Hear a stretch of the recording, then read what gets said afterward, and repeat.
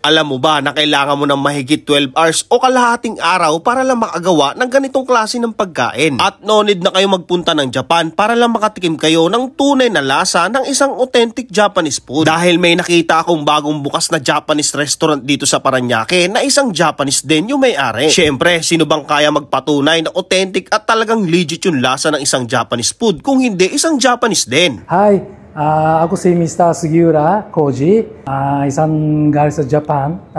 Gumagawa ka naman ng authentic Japanese restaurant in Parañaque. Our recommended ng food is sukiyaki and then nikomi. Please try.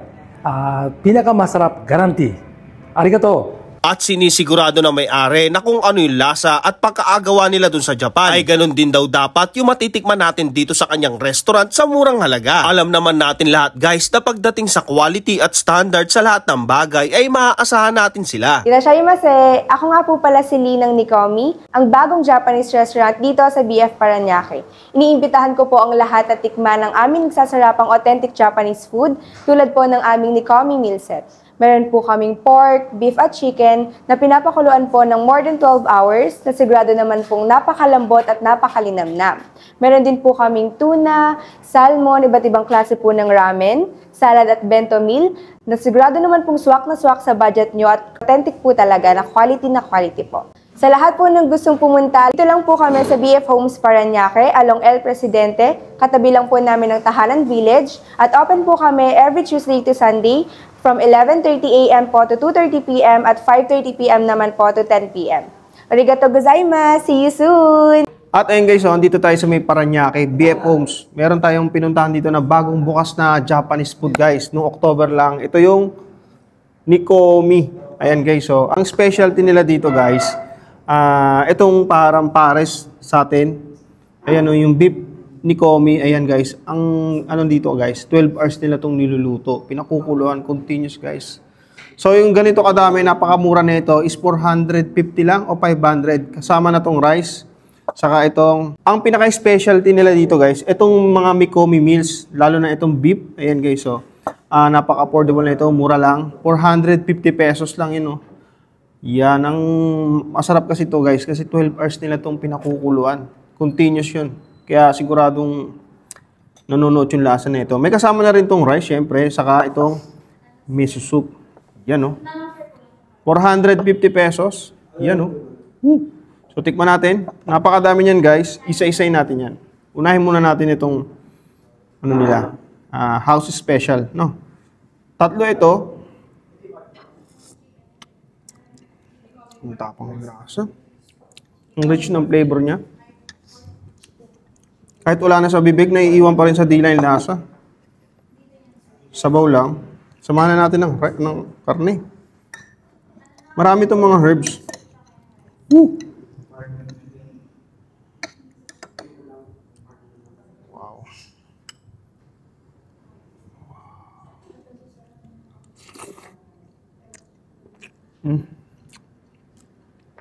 Kung ako yung tatanungin nyo guys sa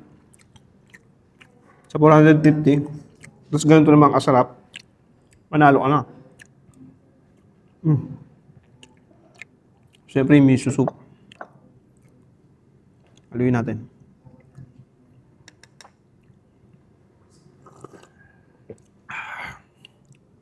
Hindi tayo pwede maipagtalo sa kanila guys, pagdating dito sa lasa.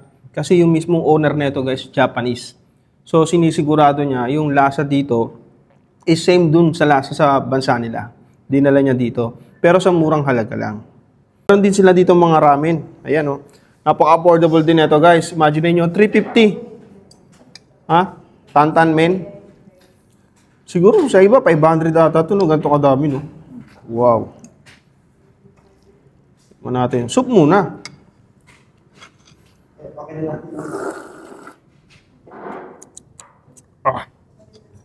Creamy. Sarap.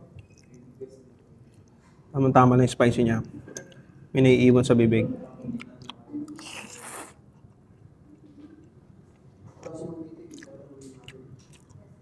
Sarap na ito.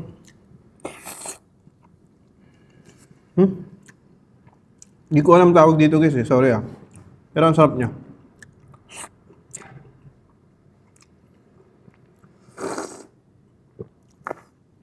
At syempre guys, Japanese yung may-ari nito. Hindi siya papayag na hindi talaga quality yung mga mga paninda niya. So siguradong fresh yung mga nila dito.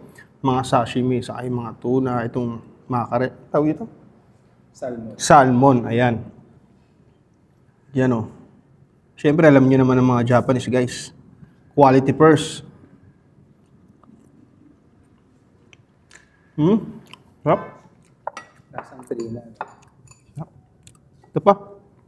Salmon. Grabe oh. Wow.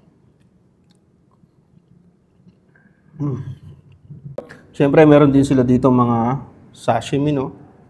Wow. Kita nyo naman yan, guys. Hop. Kita nyo naman sa loob, oh. Siyempre, meron din tayong salad. Kanin salad. Di pwede mawala. Siyempre guys, para mas lalong sumarap yung curry salad sauce nila. Yan, dagdag na natin yan dyan.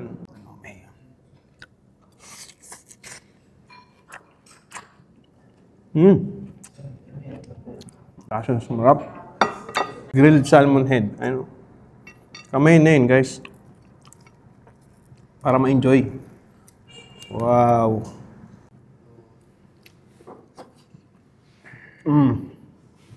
Guys, ang sasarap nito, hindi ko na papahabain pa. Gusto ko na itong enjoyin pa. Dahil na kayo dito guys sa may Nikomi. Dito lang yan sa may BF Parañaque. Along highway lang sila. El Presidente. Malaki yung dining area, up and down. Siyempre, meron din silang parking space sa harap. So, yun lang guys. Thank you.